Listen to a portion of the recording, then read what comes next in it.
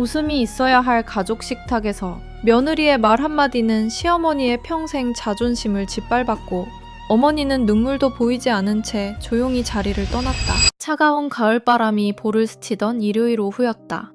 65살의 김정화는 남편 박성호 67가 모는 승용차 조수석에 앉아 무릎 위에 올린 오칠한 도시락 상자를 두 손으로 꼭 끌어안고 있었다.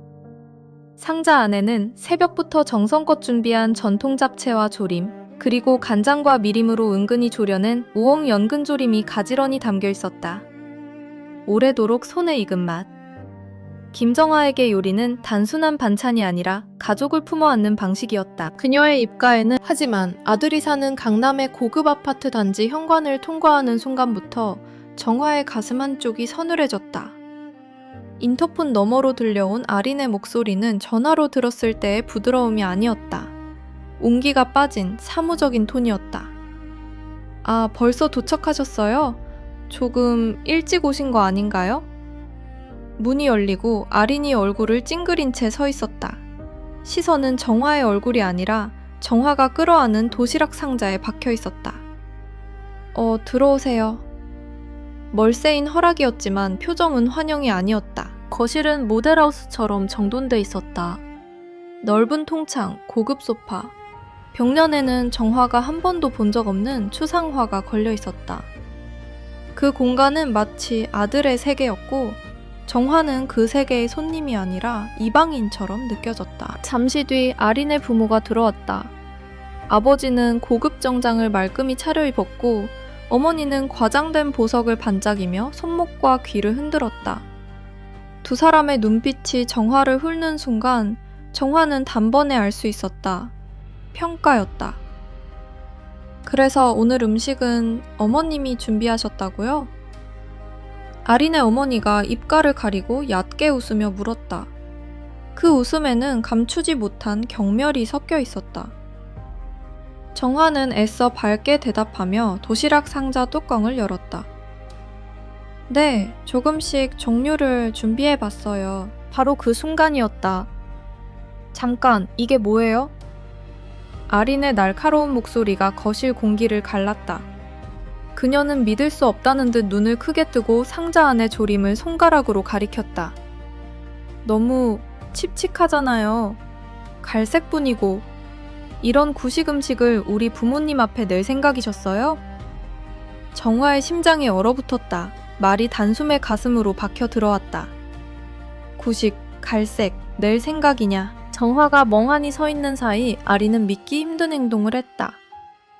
그녀는 정화의 손에서 도시락 상자를 거칠게 낚아채더니 안에 담긴 조림 그릇 하나를 집어들었다.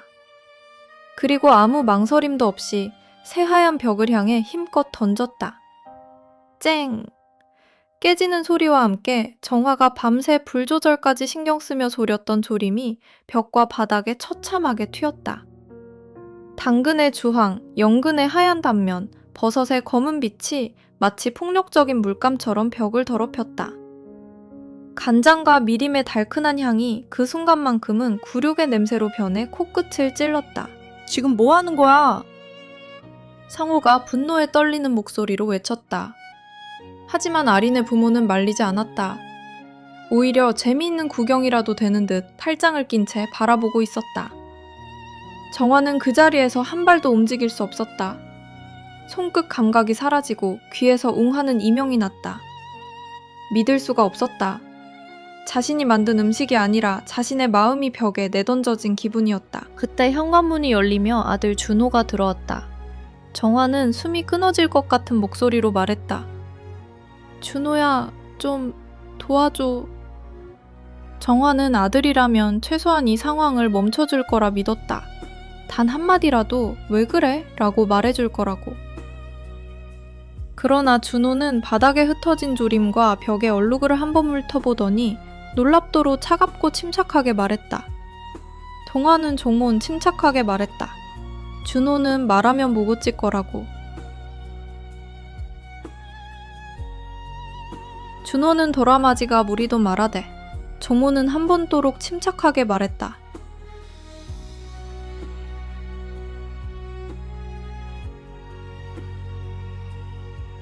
준호는 바닥에 흩어진 조림과 벽의 얼룩을 한번 물떡하게 놀랍도록 차갑고 침착하게 말했다.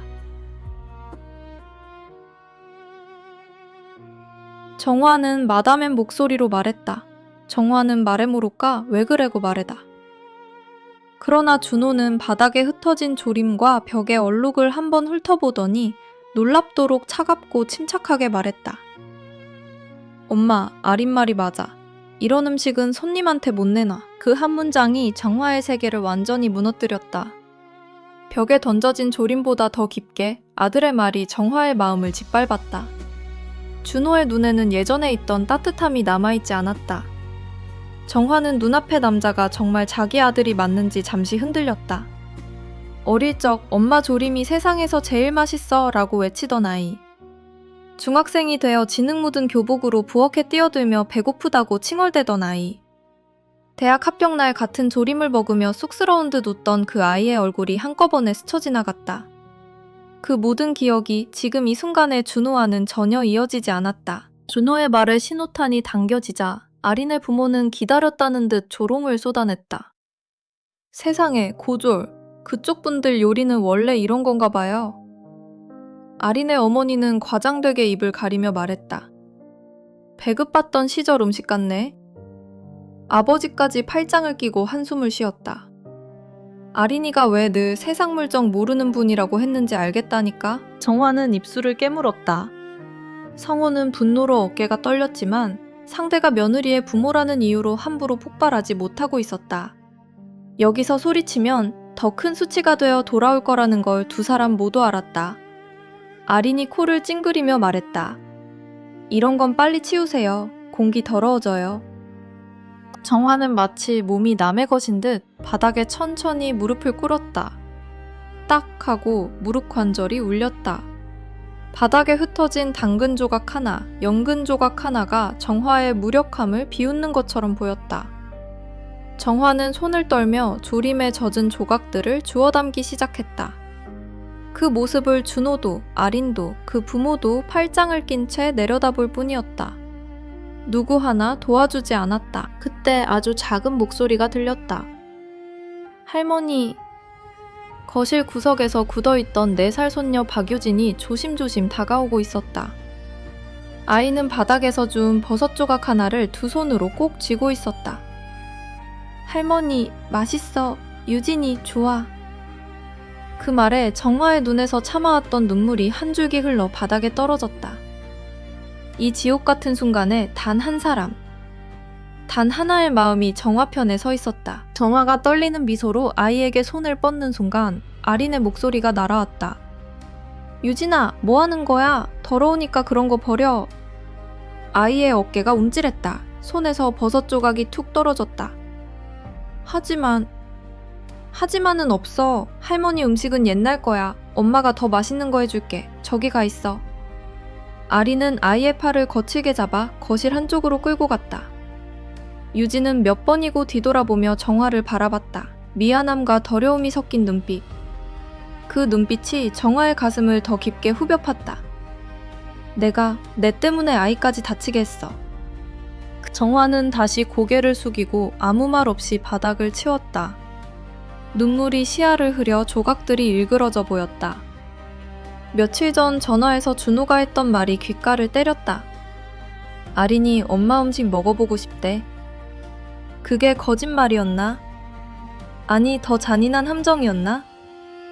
컹 정화는 깨진 조각들을 쓰레기 봉투에 담으며 생각했다. 벽에 던져진 건 조림이 아니었다.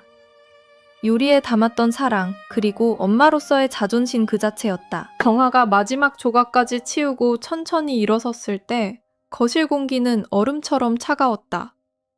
이곳에 더는 1초도 머물고 싶지 않았다. 정화는 감정을 억누른 목소리로 말했다. 저희 이만 가겠습니다. 성우가 말없이 일어나 정화의 어깨를 조용히 감싸쥐었다. 그 손의 온기만이 정화가 무너지지 않게 붙잡아주는 마지막 끈 같았다. 그러자 아린의 어머니가 마지막까지 비웃듯 말했다. 아, 벌써 가세요? 마침 백화점에서 로스트 비프 사왔는데 아쉽네. 뭐 그런 분한텐 평생 인연 없는 맛이겠지만요. 정화는 아무 말도 하지 않았다. 고개를 깊이 숙이고 조용히 거실을 나왔다. 현관에서 신발을 신는데 뒤에서 준호가 다가오는 기척이 느껴졌다.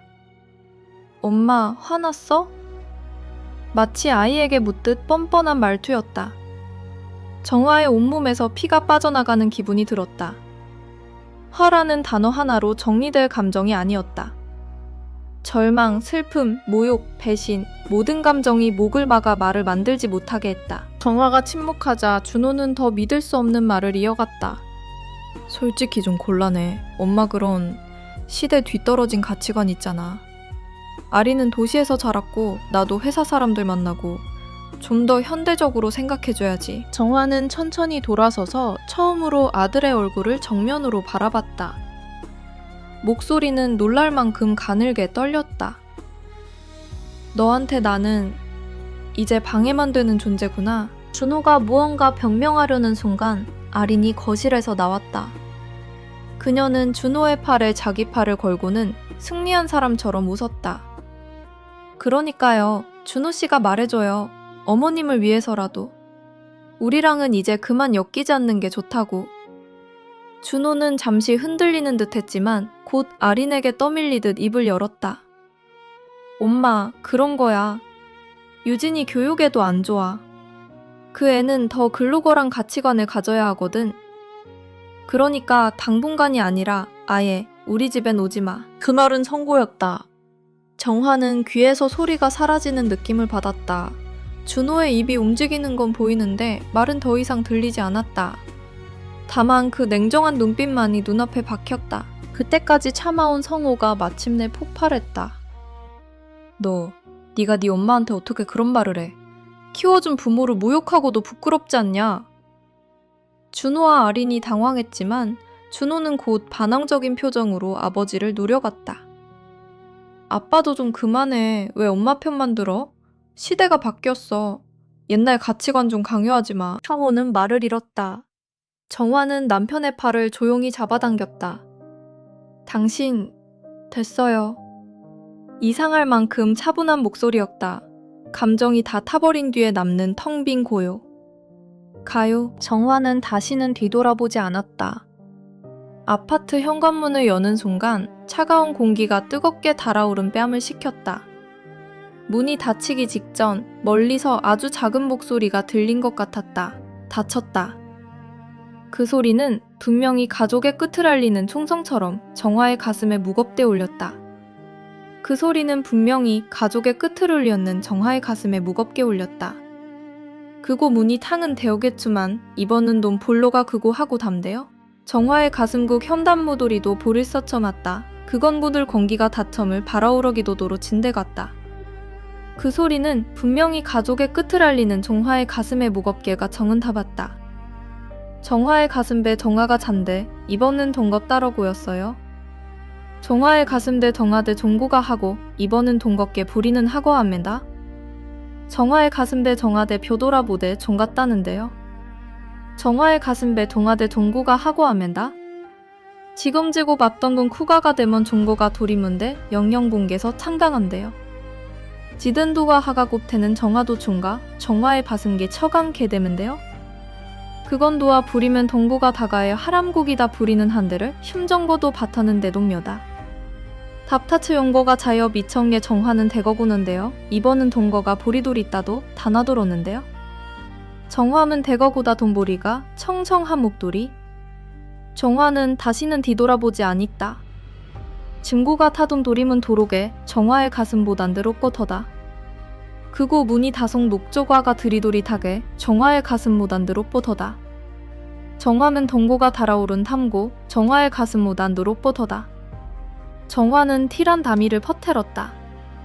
정화의 가슴에 돈이 고배고 곡청은 하가 정화의 가슴 돌아보는 정화의 모대 타중한지 못하갔지마. 정화는 다시는 동복의 파라포도리도 덤들이고 총정을 번관무디러 심정거도 팔아도리고 이번은 동거개가 다고로 뜨겁다. 정화는 종관도리바도리도 두록의 동기가 타는데 정화의 가슴 동겁대 아리닥절았는데요. 정화의 가슴대 종간부비가 단돌이 넣네요. 여dom돈 덩청들이는 정화는 타가면 보도라거는 초겁다. 정화의 다신배 조곱정아 덧도는 되돌아고 나는데 둘이들이 떠릴까? 중구가 타보 담돌이다. 이번은 본가 과차쯤면서 달아두리 러청은 더감인데요. 중구가 파돈 더라 독청은 동하타가 정화의 바슴배 동구가 올리다. 이더러 본간 함대 부드로가가 복청은 정화의 바송북에 또 종과문은 바라고리가 떼서 정화의 바슴매어 촉정아탐은 다고고 같았다. 이번은 덩구가 돈 목소리가 바도가 쳐고 진드럽게요. 정화의 바슴배 정화는 보게거 같으며 정화의 가슴 녹조를 침정보도 잦았다. 이를 종개고 두병독이 목소리가 종은 닥쳐대 종과가 바타는 담정도리가 바라오른 목소리가 됐다며다. 정화는 동고가 타고 보루짓게 정화의 가슴 보든 타보 종번보들 바쳤다. 정구가 하가급 밤도리가 단홍돌아 다고 보게 총성하면 돼요. 정화의 가슴 목도를 다 복쳐 보던 보들 타포문 목적에 바랐던데요. 정화의 가슴 보든 동겁다돌이고 총정하문데요. 정화의 가슴 목토로 다분도리돌이 저명보대 총정을 공개가 저고불렀다. 증개고 두변 보고만 대거고만 품과 가지문데요. 정화의 가슴 모든 동겁다돌이고 총정하문데요. 다시곤 동화가 초벼들 보던 보기 도지조 가온들이고 차거는 동이 촉껐다고 같았다. 정화의 가슴 묻은 덩보가고 다고요 바라곤데요. 퉁과 바즘은 동보가 다고 춘들이고 총정도 곱해고 하고 침정 돌았는데요. 정화의 가슴 모든 덩보가고 다고 중들이 정화의 가슴 묻은 동고가 국이 청돈 동보가 보대는 보되어가 중것다. 종고가 보를 러고 딥쳤는데 이번은 동보가 추가면데요. 병정보기 부지조 바가 도리도리 동들이 도리고 충정보고게 하고 이번은 동보가 보기 다는 벌렀다. 정화의 가슴 보든 동보가 보비 다다 도가 보돈동 보비라 도리 도리도리다. 여서는 정보가 부디도리 타밤은 부디거가돈데요. 정화의 가슴 보든 동보가 불이 다던데 이번은 동거게 고겁더라. 정화의 가슴 대 도빔은 도고가 부디도리들이 도리고 충정하문데요. 지검조고 부리도리 다과 보리도리 도가 가지가 바라문데요. 청사문데요. 정화의 가슴 보든 동보가 불이 다보는 도리도리 더가 바라문데요. 덩운도고 받쳐있다. 정고가 부리도리 다바 부리도리 더가 바라문데요. 통정보고 바란데요. 다만 도리로 제거구며다. 정화의 가슴 보든 동보가 부리도리 도가 바라문데 총정하문데요. 정화의 가슴 보디 도리도리 더가 바라문데요. 덩음도고 바가토리다. 정화의 가슴 보든 동고가 불이 다바 부리도리 더가 바라문데요. 동고가 고 바라문데요. 총정 도검분 대거고 밑에 정화의 가슴 보든 종법처. 종고가 보리도리 더가 바라문데요. 종고가 불이 다바 도가 바라문데요. 덩보가 불이다. 정고가 바리도리 더가 바라문데요. 종고가 불이다. 덩고가 바리도리 더가 바라문데요. 종고가 불이다. 정화의 가슴 보든 동보가 불이 다바 부리도리 더가 바라문데요. 동보가 불이다. 정화의 가슴 보든 동보가 불이 다바 부리도리 더가 바라문데요. 동보가 불이다. 동고가 불이다. 종고가 바리도리 더가 바라문데요. 종고가 불이다. 종고가 불이다. 종고가 불이 다바 부리도리 저가 바라문데요. 종고가 불이다 하고서 불이다. 종고가 불이 다바 부리도리 저가 바라문데요. 동고가 불이다. 동고가 불이다. 담성고가 동이 조가 바라문데요. 동고가 불이 다바 부리도리 더가 바라문데요. 동고가 불이다. 증고가 파보이다 정거게 건다. 덩고가 불이 다바 부리도리 저가 바라문데요. 동고가 불이다. 종고가 불이 다바 부리도리 도가 바라문데요. 동고가 불이다. 정화의 가슴 보든 동고가 불이 다바 부리도리 도가 바라문데요. 동고가 불이다. 정고가 벌이 다바 부리도리 도가 바라문데요. 동고가 불이다. 정고가 불이 다바 부리도리 도가 바라문데요. 동고가 불이다. 종고가 파보 푸벼들이다. 충고가 불이 다바 부리도리 더가 바라문데요. 동고가 불이다. 정고가 불이 다바 부리도리 더가 바라문데요. 동고가 불이다. 종고가 불이 다바 부리도리 더가 바라문데요. 동고가 불이다. 정우는 동저가가 하고디다는 노돌이고 청장소가문데요. 정화의 가심 보든 동고가 불이 다바 부리도리 저가 바라문데요. 동고가 불이다. 중고가 불이 다바 부리도리 저가 바라문데요. 동고가 불이다. 동고가 불이다. 동고가 불이 다바 부리도리 저가 바라문데요. 동고가 불이다. 종고가 불이 다바 부리도리 저가 바라문데요. 동고가 불이다. 정화에 가신 묻은 동구가 보리타바 보리도리터가 바라문데요. 동구가 보리다. 종구가 보리타바 보리도리터가 바라문데요. 동구가 보리다.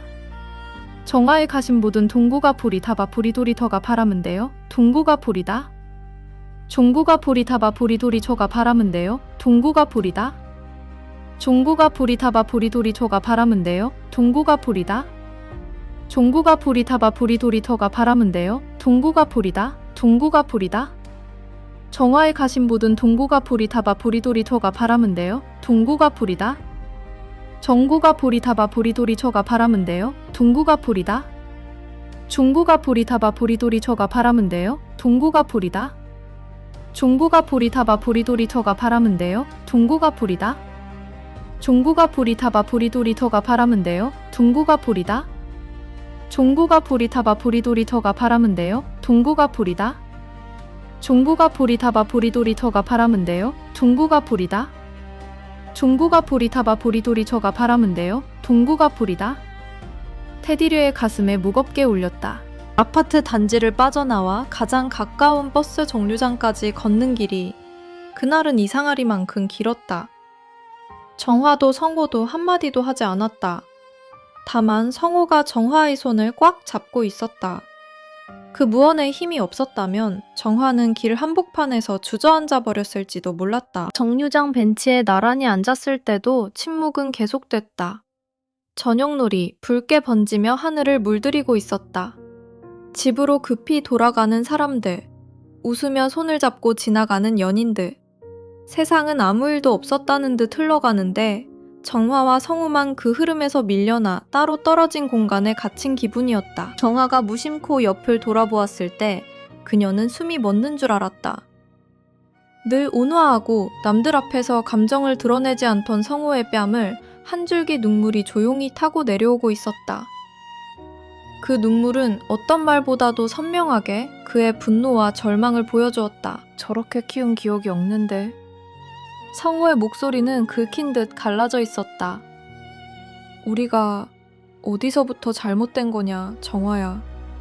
우리가 키운 방식이 틀렸던 걸까? 저런 애로 만든 게 우리 책임이냐? 남편의 자책이 정화의 마지막 버팀목을 부숴버렸다.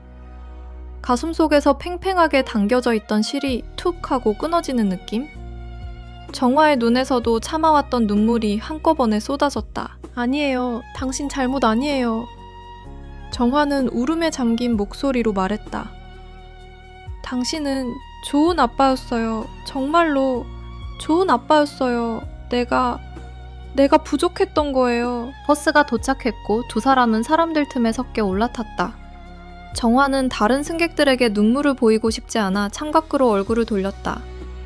가로등 불빛과 지나가는 상점의 불빛이 눈물에 번져 흐물흐물하게 찌그러져 보였다. 집에 도착할 때까지 눈물은 멈추지 않았다. 현관문을 열고 들어온 정화는 불도 켜지 않은 채 거실 소파에 무너져 앉았다. 성우는 말없이 부엌으로 가더니 따뜻한 차를 끓여 가져왔다. 김이 모락모락 올라오는 찻잔을 바라보는 순간 정화의 눈물은 다시 차오르기 시작했다. 몸이 납처럼 무거웠다. 평소 같으면 들어오자마자 저녁 준비를 했을 정화였지만 그날은 손가락 하나 까딱할 기운도 없었다. 칼을 잡아야 한다는 생각만 해도 손이 떨렸다. 이라는 말, 시대에 뒤떨어진 가치관이라는 말. 그 말들이 저주처럼 머릿속에서 계속 울렸다. 정화야, 무리하지 마. 성우가 조용히 옆에 앉아 정화를 끌어안았다. 그 순간 정화 안에서 무언가가 완전히 무너졌다. 더는 못 버티겠어. 정화의 입에서 흐느낌이 터져나왔다. 그건 조용한 눈물이 아니었다. 심장 깊은 곳에서 끌어올린 울음이었다. 정화는 성호의 가슴에 얼굴을 파묻고 어린아이처럼 소리내 울었다. 내 요리가 그렇게 가치 없는 거였나 봐. 정화의 목소리는 끊어졌다 이어졌다. 내가 평생 뭘 믿고 살아왔는데 준호가, 내 아들이 나한테 그런 말을 했잖아. 난 이제 아무것도 만들고 싶지 않아. 아무것도. 정화에게 요리는 단순한 취미가 아니었다. 가족을 기쁘게 하고 싶었다. 학생들에게 손맛의 따뜻함을 알려주고 싶었다. 지역의 음식을 지키고 싶었다. 그 마음 하나로 수십 년을 부엌에서 살았다. 그런데 그 모든 것을 가장 사랑했던 아들이 단 하루 만에 발로 짓밟아버렸다. 정화는 무엇으로 살아야 할지 알 수 없었다. 하호는 아무 말도 하지 않았다. 다만 더 단단히 정화를 껴안고 그녀의 등을 천천히 쓸어내렸다. 그 무언의 위로가 오히려 정화의 슬픔을 더 크게 만들었다. 얼마나 그렇게 울었는지 모르겠다. 정화가 겨우 숨을 고르고 고개를 들었을 때 그녀의 눈은 붉게 부어 있었고 성호의 눈가도 젖어 있었다. 그날 밤은 악몽 같았다. 잠이 들었는지 깨어 있었는지조차 분간이 되지 않았다. 머리에는 둔한 통증이 남아 있었고 몸은 축축하게 땀에 젖어 있었다. 옆에서 자고 있는 성호의 얼굴에는 깊은 피로가 새겨져 있었다. 그도 역시 제대로 잠들지 못한 것 같았다. 아침이 왔지만 정화의 마음은 어제에 그대로 묶여 있었다. 부엌에 섰지만 아무것도 할 수 없었다. 평소 같으면 마당에서 딴 채소로 아침상을 차렸을 텐데 그날은 칼을 잡는 것조차 두려웠다. 시대에 뒤떨어진 음식. 그 말이 머릿속에서 계속 메아리 쳤다. 그래도 시간은 무심하게 흘렀다. 오늘은 한 달에 한 번 정화가 직접 만들어 공공문화센터에 가져다 주던 수제 레시피 소책자를 전달하는 날이었다. 쉬어거릴까 여러 번 고민했다. 하지만 집에 틀어박혀 있어봤자 어두운 생각 속으로 더 깊이 가라앉을 뿐이었다. 정화는 거의 의무감만으로 외투를 걸치고 집을 나섰다. 문화센터에 도착하자 로비에서 몇몇 여성들이 웃으며 이야기를 나누고 있었다. 그들은 정화를 보자마자 환하게 얼굴을 밝히고 다가왔다.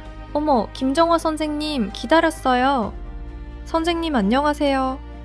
그들은 정화의 요리교실 수강생들이었고 레시피 소책자를 매달 기다리는 동네 사람들이었다. 선생님, 지난달 호박조림 있잖아요. 우리 남편이 원래 입맛 까다로운데 그거 먹고 2번이나 더 퍼먹었어요. 저는 고등어 조림 레시피 진짜 여러 번 해요. 그 비법, 생강이랑 무, 그 조합 최고예요. 이번 달은 뭐예요? 우리 딸이 선생님 레시피 보고 요리 좋아하게 됐다니까요. 따뜻한 말들이 쏟아졌다. 그들의 웃음은 꾸밈이 없었다.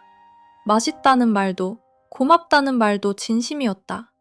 어제 아들 집에서 들었던 냉혹한 말들과는 너무도 대비되는 온기였다. 얼어붙어 있던 정화의 마음이 조금씩 녹는 느낌이 들었다. 내 요리를 기다리는 사람이 있구나.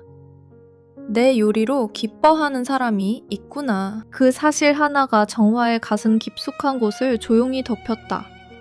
준호와 아린에게는 구식일지 몰라도 이곳에서는 누군가의 식탁을 웃음으로 채우는 음식이었다. 그때였다. 다가왔다.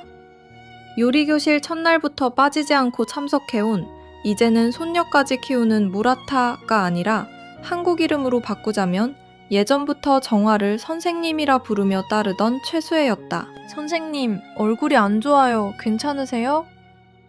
정화는 힘없이 미소 지었다. 응, 괜찮아. 그냥 좀 피곤해서. 수혜가 고개를 끄덕이더니 뭔가 생각났다는 듯 말했다.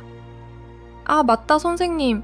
아까 TV 방송국 사람 찾아왔었어요. 정화의 눈이 커졌다. 방송국 프로그램을 준비 중이라는데 선생님 꼭 출연해달라고. 방금 전까지 사무실에 있었어요. 아직 있을지도 몰라요. 정화는 순간 현실감이 없었다. 지방 케이블에서 짧게 소개된 적은 있었지만 이런 이야기는 처음이었다. 어제의 굴욕 때문에 자신감은 산산조각 난 상태였다. 내가 무슨 방송이야 라는 생각이 먼저 들었다. 하지만 수혜는 자기 일처럼 눈을 반짝이며 말했다. 선생님, 이건 기회예요. 선생님 요리가 더 많은 사람한테 알려지면 좋잖아요. 저는 늘 자랑하거든요. 내 은사님은 진짜 요리 연구가다 라고요. 수혜의 순수한 존경이 정화의 마음 어딘가를 살짝 되살렸다.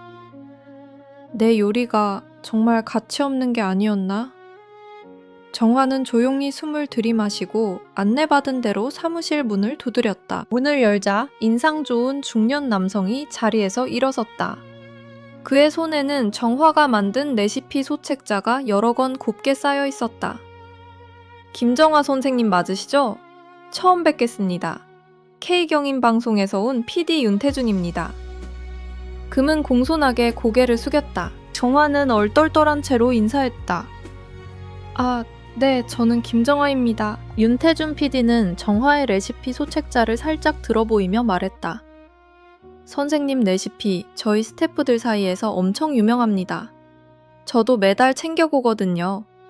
전통을 지키면서도 요즘 식생활에 맞게 자연스럽게 변형하신 게 정말 탁월해요. 무엇보다 레시피마다 식재료와 먹는 사람에 대한 애정이 느껴집니다. 이건 아무나 흉내낼 수 있는 게 아니에요. 그 말 한마디 한마디가 어제 받은 상처 위에 따뜻한 약을 발라주는 느낌이었다.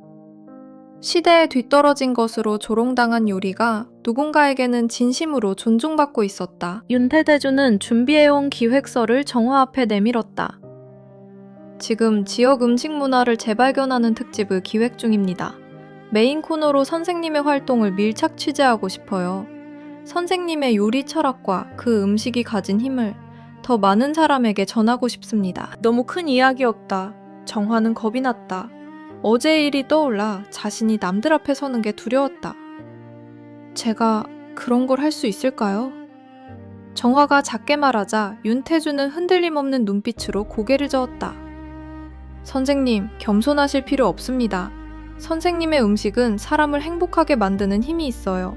저희는 그 힘을 믿습니다. 정화는 말문이 막혔다. 가슴이 뜨거워졌다. 그녀는 겨우 한숨을 고르고 말했다. 조금 생각해봐도 될까요?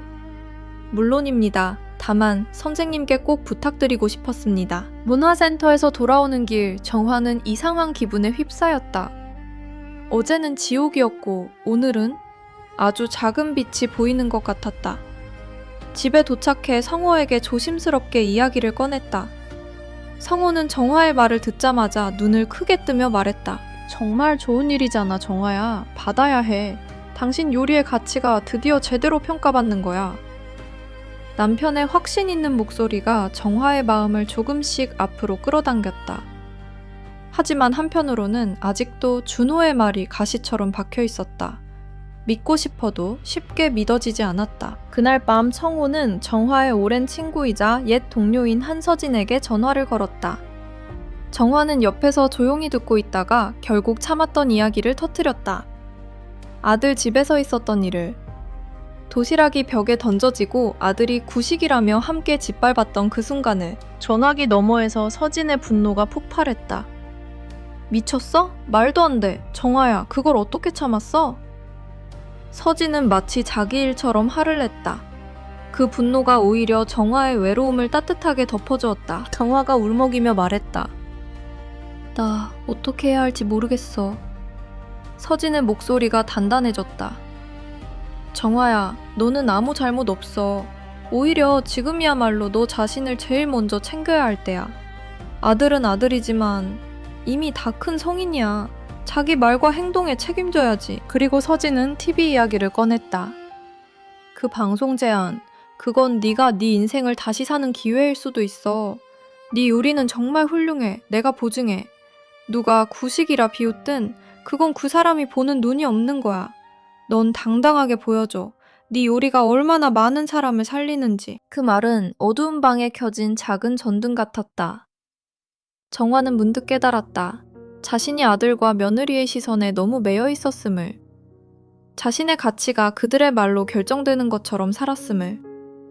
내 가치는 내가 정하는 거야. 정화의 마음속에서 작지만 분명한 불씨가 탁 하고 붙었다. 그래, 해보다. TV 출연 받아보자. 내가 내 손으로 내 삶의 가치를 증명해보자. 그렇게 결심이 막 자리 잡으려던 그날 밤이었다. 현관 초인종이 울렸다. 정화와 성호는 동시에 눈을 마주쳤다. 이 시간에 누구지? 성호가 도어스코프를 들여다보더니 얼굴이 굳었다. 아린이다. 정화의 심장이 크게 내려앉았다. 며느리가 밤늦게 혼자? 사과하러 왔을까? 아니, 그럴 리가 없었다. 그 여자에게는 사과라는 단어가 어울리지 않았다. 불길한 예감이 등줄기를 타고 올라왔다. 상호가 문을 열자 문 앞에는 서아린이 서 있었다. 늘 자신만만하던 표정은 사라지고 어딘가 초조하고 날카로운 기색이 얼굴에 깔려 있었다. 목소리는 차갑고 사무적이었다. 마치 거래처 사람을 부르는 듯했다. 어머님, 잠깐 시간 좀 내주실 수 있을까요? 정화는 입술을 깨물었다. 그러고는 아주 짧게 말했다. 들어와. 거실 공기는 무겁게 가라앉아 있었다. 서아리는 소파 끝에 얕게 걸터 앉았고 정화가 내오려던 차는 괜찮아요. 나는 한마디에 그대로 식탁 위에 남았다. 성우는 아린을 힐끗 보더니 아무 말 없이 안쪽 방으로 들어가 문을 닫았다. 그 침묵이 오히려 이 자리의 목적을 더 선명하게 만들었다. 아린은 잠시 말을 고르는 듯 입술을 깨물다. 결국 숨을 고르고 입을 열었다. 사실은요, 준호 회사에 문제가 좀 생겼어요. 정화의 가슴이 철렁 내려앉았다. 준호가 어디 아픈 건 아니고? 엄마의 반사적인 걱정에 아리는 짜증 섞인 숨을 내쉬었다. 몸은 괜찮아요. 그런데 준호가 맡았던 프로젝트에서 문제가 발견됐어요. 직접 연루된 건 아니지만 윗선 책임으로 부서 이동이 됐고 급여도 많이 깎였어요. 정화는 말을 잇지 못했다. 아들이 그런 상황에 놓였다는 사실만으로도 마음이 흔들렸다. 하지만 아린의 다음 말이 그 흔들림을 단번에 경계로 바꿔놓았다. 제 회사도 사정이 안 좋아져서요. 다음 달부터 급여가 30%나 줄어요. 아린의 목소리는 점점 낮아졌고 끝에는 애써 참는 듯한 떨림이 묻어 있었다. 정화는 조용히 물었다. 그래서 나한테 이 얘기를 하는 이유가 뭐니? 아린은 잠시 고개를 떨군 채 침을 삼켰다. 그리고 마침내 본론을 꺼냈다. 어머님, 예전처럼 지원을 좀 부탁드릴 수 없을까요? 정화의 귀를 의심했다. 지원? 와이파이? 네, 매달 한 100만 원 정도만요. 유진이 유치원비도 있고 집 대출도 있어서요. 순간 정화의 머릿속이 새하얘졌다. 불과 며칠 전 자신의 음식을 벽에 던지고 구식이라 비웃던 여자가 아무 일도 없었다는 듯 돈을 요구하고 있었다. 정화의 가슴 깊은 곳에서 조용한 분노가 서서히 끓어올랐다. 정화는 최대한 차분하게 말했다. 아린아, 지난번 일은 어떻게 생각하니? 아린의 시선이 잠시 흔들렸다. 그건 제가 좀 흥분해서요. 상황이 겹쳐서. 사과는 없었다. 변명뿐이었다. 그 태도가 정화의 마음에 마지막 불씨를 던졌다. 이 아이는 자신들이 저지른 일을 전혀 이해하지 못하는구나. 정화는 낮지만 단단한 목소리로 말했다. 네가 내 음식을 벽에 던졌을 때 나를 어떻게 불렀는지 기억하니? 고졸, 구식, 시대에 뒤떨어졌다고. 아리는 불편한 듯 고개를 돌렸다. 그건 감정적으로 나온 말이었어요. 그 말이 나한테 어떤 의미였는지는 생각해봤니? 그때 현관문이 열렸다. 성우가 퇴근에 들어오며 상황을 단번에 읽어냈다. 어제 일에 대해 사과하러 온 건가? 그의 낮고 무거운 질문에 아리는 잠시 침묵하다 형식적인 인사를 건넸다. 그땐 죄송했습니다. 고개는 숙였지만 마음이 담긴 사과는 아니었다. 성우는 한숨을 내쉬었다. 이 이야기는 준호 본인에게 직접 듣고 싶다. 그 말에 아리는 더 말하지 못하고 정화의 말에 따라 조용히 집을 나섰다. 문이 닫히자 정화의 마음에는 깊은 허무가 밀려왔다. 아무것도 달라지지 않았다. 그날 밤 정화는 거의 잠들지 못했다. 다음날 정화는 준호가 지정한 회사 근처 카페로 나갔다. 정장을 입은 준호는 눈에 띄게 지쳐 있었지만 눈빛 깊숙한 곳에는 여전히 익숙한 자기중심성이 남아있었다. 엄마, 아린한테 얘기 들었어. 준호가 자리에 앉자마자 말했다. 정화는 그의 눈을 똑바로 보며 말했다. 사과부터 해. 네 입으로 듣고 싶어. 그건 미안했어. 정화의 가슴에 아주 잠깐 기대가 스쳤다. 그러나 준호의 다음 말이 그 기대를 산산조각 냈다. 그래서 말인데 지원 다시 해줄 수 있지? 우리 진짜 힘들어. 유진이 생각해서라도. 정화는 조용히 눈을 감았다. 결국 이거였다. 준호야, 너는 언제부터 그런 사람이 된 거니? 무슨 소리야? 너는 나를, 우리를 돈 나올 때만 찾는 존재로 만들었어. 정화의 목소리는 떨렸지만 멈추지 않았다. 내니 내가 너한테 해준 요리, 사랑, 시간 그걸 다 구식이라 부정했잖아. 네가 스스로 끊어낸 거야. 준호는 고개를 숙였다. 엄마, 그건 아린이... 아니, 너도 그랬어. 정화는 단호했다. 그날 네가 내 편에 서지 않았다는 게 네 선택이었어. 잠시 침묵이 흘렀다. 준호는 결국 본심을 드러냈다. 그럼 지원은? 그 말이 정화의 마지막 미련을 끊어냈다. 정화는 천천히 자리에서 일어섰다. 미안하지만 더는 도와줄 수 없어. 군마, 너무 냉정한 거 아니야? 정화는 잠시 멈춰섰다. 냉정한 건 누가 부모를 그렇게 모욕했는지 거울 보고 말해. 그녀는 뒤돌아보지 않고 카페를 나섰다. 거리로 나와 걷는 동안 눈물이 흘렀다. 그러나 그 눈물은 슬픔이 아니라 결별의 눈물이었다. 카페를 나선 뒤 정화는 한동안 목적지도 없이 거리를 걸었다. 눈물이 흘렀지만 그 눈물은 더 이상 비참함에서 오는 것이 아니었다. 오랫동안 자신을 붙잡고 있던 끈을 스스로 끊어냈다는 안도와 통증이 뒤섞인 묘한 감정이었다. 집에 돌아왔을 때 성호는 아무 말도 묻지 않았다. 다만 정화의 표정을 보고 모든 것을 짐작한 듯 조용히 그녀의 손을 잡아주었다. 잘했다. 그 한마디가 정화의 가슴을 울렸다. 비난도 위로도 아닌 동등한 동반자로서의 인정이었다. 그날 밤 정화는 오랜만에 깊은 잠에 들었다. 악몽도 벽에 부딪힌 음식 소리도 떠오르지 않았다. 마치 마음속에 쌓여있던 소음이 잠시 꺼진 것처럼 고요했다. 며칠 뒤 방송국에서 다시 연락이 왔다. 촬영 일정이 확정되었고 정화는 망설임 끝에 출연을 수락했다. 카메라 앞에 선다는 것이 두렵지 않았다면 거짓말이겠지만 이제는 두려움보다 더 큰 감정이 있었다. 내 삶을, 내 요리를 숨기지 말자. 촬영 당일 스튜디오에는 정화의 집 부엌을 그대로 옮겨놓은 듯한 세트가 마련되어 있었다. 나무 조리대, 오래된 칼, 정화가 수십 년 동안 써온 냄비. 조명은 따뜻했고 공기는 차분했다. 김정화 선생님, 긴장되세요? PD 윤태준이 웃으며 물었다.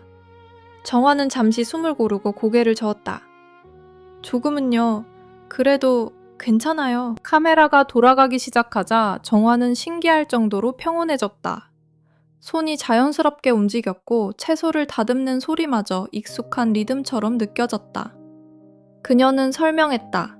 재료를 고르는 이유, 써는 두께, 불 조절의 의미. 모든 말에는 누군가를 생각하는 마음이 담겨 있었다. 요리는요? 정화는 카메라를 보며 말했다. 잘 보이기 위해서 하는 게 아니에요. 먹는 사람이 오늘 하루 조금이라도 덜 외롭고 덜 지치길 바라는 마음으로 하는 거죠. 그 말에 스튜디오 안이 잠시 조용해졌다. 진행자도 스태프도 아무 말 없이 고개를 끄덕였다. 시식 시간이 되었을 때 출연자들의 표정이 하나둘 바뀌었다. 이 맛, 이상하게 마음이 편해지네요. 어릴 때 집에 돌아온 느낌이에요. 정화는 그 말을 들으며 눈시울이 뜨거워졌다. 그래, 내가 해온 게 틀린 건 아니었어. 방송은 예상보다 큰 반응을 얻었다. 지역 방송이었지만 SNS를 통해 빠르게 퍼져나갔다. 정화의 레시피를 따라 해봤다는 사진과 글이 하루에도 수십 개씩 올라왔다. 엄마가 해주던 맛이에요. 이 요리 덕분에 가족이 한자리에 모였어요. 며칠 뒤 서울의 한 대형 출판사에서 연락이 왔다. 정화의 레시피를 전국 단위로 출간하고 싶다는 제안이었다. 믿기 어려운 일이었다. 소박하게 자비로 찍어내던 책이 이제는 전국 서점에 깔릴지도 모른다는 사실이. 집 안에는 다시 웃음이 늘었다. 성호는 일정 관리를 도맡아 하며 정화를 매니저처럼 챙겼다. 두 사람은 이전보다 더 많은 시간을 함께 보냈고 그 시간은 조용하지만 단단했다. 반면 준호와 아린에게서는 연락이 없었다. 처음에는 그 공백이 아프게 느껴졌지만 점점 정화는 그 침묵에 익숙해졌다. 이건 벌이 아니라 선택이야. 어느 날 밤 전화벨이 울렸다. 화면에는 준호라는 이름이 떠 있었다. 정화의 심장이 잠시 멎는 듯 했지만 그녀는 깊게 숨을 들이마시고 전화를 받았다. 엄마, 준호의 목소리는 예전보다 많이 가라앉아 있었다. 방송 봤어. 책도 잘 나간다며? 그래. 장화의 목소리는 담담했다. 엄마, 우리 많이 힘들어. 정화는 잠시 침묵했다. 그리고 천천히 말했다. 준호야, 힘든 건 이해해. 하지만 그걸 이유로 사람을 함부로 대할 수는 없어. 그럼 우리는 이제 끝이야? 아니. 정화는 고개를 저었다. 끝이 아니라 다시 생각해보는 거야. 서로를 존중할 수 있을 때까지. 전화는 그렇게 끝났다. 정화의 마음은 흔들리지 않았다. 예전 같았으면 무너졌을 그 한 통의 전화 앞에서도 그녀는 자신의 자리를 지키고 있었다. 몇 달 후 정화의 요리교실은 항상 만석이 되었다. 나이도 성별도 다른 사람들이 같은 냄비를 들여다보며 웃고 있었다. 정화는 그 모습을 보며 조용히 생각했다. 내 삶은 이제 나의 것이구나. 수업이 끝난 뒤 정화는 창가에 서서 겨울 햇살을 바라보았다. 언젠가 손주 유진이 자라서 다시 찾아온다면 그때는 묻지 않을 것이다. 누가 옳았는지, 누가 잘못했는지. 다만 이렇게 말해주고 싶었다. 사람을 생각하며 만든 음식에는 언제나 길이 있다. 정화는 다시 앞치마를 메고 다음 수업을 준비했다. 그 손놀림에는 더 이상 흔들림이 없었다. 그녀는 잃은 것이 아니라 되찾은 삶을 살고 있었다. 시간은 생각보다 빠르게 흘러갔다. 정화의 일상은 바쁘면서도 안정되어 있었다. 아침이면 간단히 차를 마시고 일정표를 확인한 뒤 문화센터나 방송국 혹은 출판사로 향했다. 예전처럼 하루 종일 부엌에만 서 있지는 않았지만 아이러니하게도 요리는 그녀의 삶에서 더 넓은 자리를 차지하게 되었다. 전국 출간된 첫 책은 예상보다 훨씬 큰 반향을 일으켰다. 요리를 통해 위로받았습니다. 어머니 생각이 나서 눈물이 났어요. 이 책 덕분에 다시 밥을 하게 됐어요. 독자 편지는 하루에도 몇 통씩 도착했다. 정화는 그 편지들을 하나하나 읽으며 답장을 썼다. 이름도 얼굴도 모르는 사람들이었지만 그들의 문장 속에는 분명한 온기가 있었다. 자신이 평생 지켜온 것이 누군가의 하루를 지탱하고 있다는 사실이 조용하지만 확실한 자부심이 되어 마음에 쌓였다. 그런 변화 속에서도 정화의 마음 한구석에는 늘 작은 그림자가 있었다. 손주 유진이었다. 감이 깊어질수록 아이의 웃음소리와 작은 손의 온기가 떠올랐다. 할머니 맛있어 라고 말하며 버섯 하나를 소중히 쥐고 있던 그 순간 정화는 그 기억을 지우려 하지 않았다. 다만 그 기억에 매달려 자신을 다시 흔들지 않겠다고 스스로에게 약속했을 뿐이었다. 어느 겨울 오후 요리교실이 끝나갈 즈음이었다. 문득 교실 뒤쪽에서 누군가를 기다리는 듯한 시선이 느껴졌다. 고개를 들어보니 낯익은 얼굴이 서 있었다. 준호였다. 정화의 손이 순간 멈췄다. 그는 이전과는 전혀 다른 모습이었다. 깔끔하던 정장은 보이지 않았고 코트도 낡아 있었다. 얼굴은 수척했고 눈빛에는 지친 기색이 역력했다. 하지만 무엇보다도 정화의 눈을 사로잡은 건 그가 먼저 고개를 숙였다는 사실이었다. 엄마, 준호의 목소리는 낮고 조심스러웠다. 여기서 잠깐 얘기할 수 있을까? 정화는 잠시 망설였다. 교실 안에는 아직 몇몇 수강생들이 남아 있었고 모두가 조용히 상황을 지켜보고 있었다. 정화는 짧게 고개를 끄덕였다. 밖에서 이야기하자. 복도는 조용했다. 창밖으로 겨울 햇살이 길게 들어와 바닥에 그림자를 만들고 있었다. 준호는 한참 동안 말을 잇지 못하다가 결국 입을 열었다. 엄마, 나 많이 망가졌어. 정화는 대답하지 않았다. 회사에서도 집에서도 내가 생각했던 인생이 아니더라. 그는 고개를 숙인 채 말을 이었다.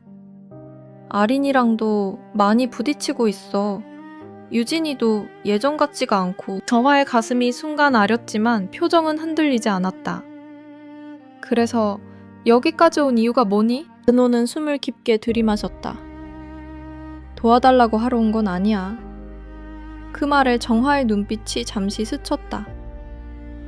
그냥 사과하고 싶었어, 진짜로. 준호는 정화를 똑바로 바라보았다. 그날 엄마가 만든 음식을 벽에 던졌을 때 난 아무 말도 하지 않았지. 그게 내가 한 선택이었어. 그의 눈가가 붉어졌다. 엄마를 지켜주지 않았어. 아니, 엄마를 사람으로 보지 않았어. 정화는 천천히 숨을 내쉬었다. 그 말은 오랫동안 기다렸지만 이제는 없어도 괜찮다고 생각했던 말이었다. 준호야. 정화의 목소리는 낮고 차분했다. 사과는 받아들일게. 네가 스스로 잘못을 봤다는 건 중요하니까. 준호의 얼굴에 안도의 빛이 스쳤다. 그러나 정화는 말을 이었다. 하지만 예전으로 돌아갈 수 있다고 생각하진 마. 준호의 표정이 굳었다. 엄마, 나도 이제 좀 알 것 같아. 내가 뭘 잃었는지. 잃은 건 되돌릴 수 없는 것도 있어. 정화는 단호했다. 관계는 깨진 다음에야 소중함을 아는 경우가 많아. 그렇다고 해서 그 책임이 사라지는 건 아니야. 준호는 고개를 떨구었다. 그럼 유진이는? 그 한마디에 정화의 마음이 깊게 흔들렸다. 정화는 잠시 눈을 감았다가 천천히 말했다. 유진이는 네가 지켜야 할 아이야. 나를 이용해서 안심하려 하지 말고 네가 먼저 좋은 아빠가 돼. 그리고 덧붙였다. 언젠가 아이가 스스로 나를 찾고 싶어질 때가 오면 그땐 문을 닫아두지 않겠어. 준호의 눈에서 눈물이 떨어졌다. 그는 아무 말도 하지 못한 채 깊이 고개를 숙였다. 고마워, 엄마. 그 말은 처음으로 어떤 대가도 기대하지 않는 진심처럼 들렸다. 준호가 돌아간 뒤 정화는 교실로 다시 들어왔다. 수강생들은 아무 말 없이 자리를 정리하고 있었고 몇몇은 따뜻한 시선을 보내왔다. 선생님, 괜찮으세요? 정화는 미소를 지었다. 괜찮아. 그날 저녁 정화는 성호에게 모든 이야기를 털어놓았다. 성호는 말없이 듣다가 마지막에 이렇게 말했다. 당신이 옳은 선택을 한 거야. 흔들리지 않았잖아. 정화는 고개를 끄덕였다. 나도 처음엔 무서웠어. 하지만 지금은 알아. 내가 지켜야 할 건 누군가의 기대가 아니라 내 존엄이라는 걸. 겨울이 지나고 봄이 왔다. 정화의 삶에는 여전히 결핍이 있었다. 손주의 부재, 아들과의 거리. 하지만 그 결핍은 더 이상 그녀를 무너뜨리지 않았다. 오히려 무엇을 지켜야 하는지를 분명하게 알려주는 경계선이 되어주고 있었다. 어느 날 새 책의 원고를 마무리하며 정화는 마지막 문장을 이렇게 적었다.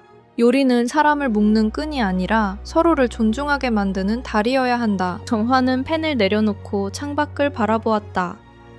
부엌에서는 성우가 조용히 국을 데우고 있었고 집 안에는 은은한 향이 퍼지고 있었다. 그 향은 더 이상 과거의 상처를 떠올리게 하지 않았다. 지금의 정화에게 그것은 스스로를 되찾은 삶의 냄새였다. 그녀는 앞치마를 다시 둘렀다. 오늘도 누군가를 위해서가 아니라 자신을 존중하는 마음으로 요리를 하기 위해서였다. 봄이 완연해지자 정화의 하루는 더욱 바빠졌다. 새 책 출간 일정, 방송 재촬영, 전국 각지에서 들어오는 강연 요청까지.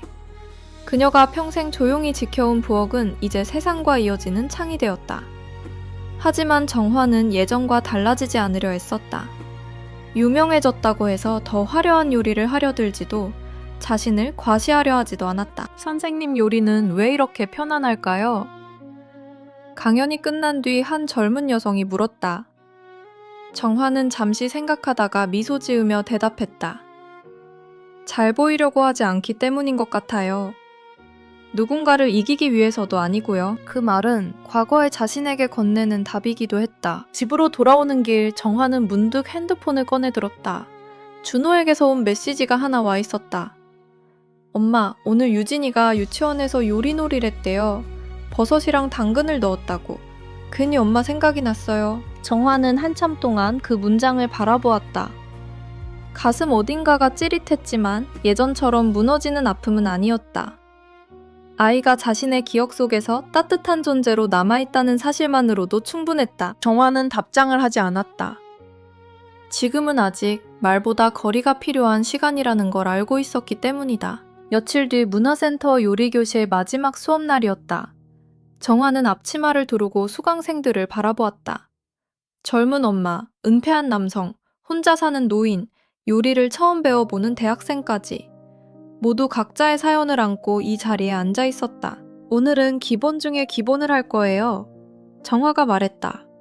멸치 다시마 육수부터 끓이겠습니다. 누군가 웃으며 말했다. 선생님, 그거 너무 기본 아니에요? 정화는 고개를 끄덕였다. 맞아요, 기본이에요. 그래서 중요해요. 기본이 흔들리면 그 위에 쌓은 건 다 무너져요. 냄비에서 천천히 김이 올라왔다. 다시마가 물속에서 숨을 쉬듯 흔들리고 멸치의 고소한 향이 교실을 채웠다. 그 향을 맡는 순간 정화는 확신했다. 나는 돌아온 게 아니야. 나는 처음부터 여기 있었어. 수업이 끝나고 모두가 돌아간 뒤 정화는 홀로 교실에 남았다. 창밖에는 해질녘의 빛이 조용히 내려앉고 있었다. 그녀는 칠판을 닦으며 생각했다. 이 공간에서 흘린 눈물, 웃음, 이야기들. 그 모든 것이 자신의 인생을 다시 세우는 재료가 되었다는 것을. 집에 돌아오자 상호가 부엌에서 기다리고 있었다.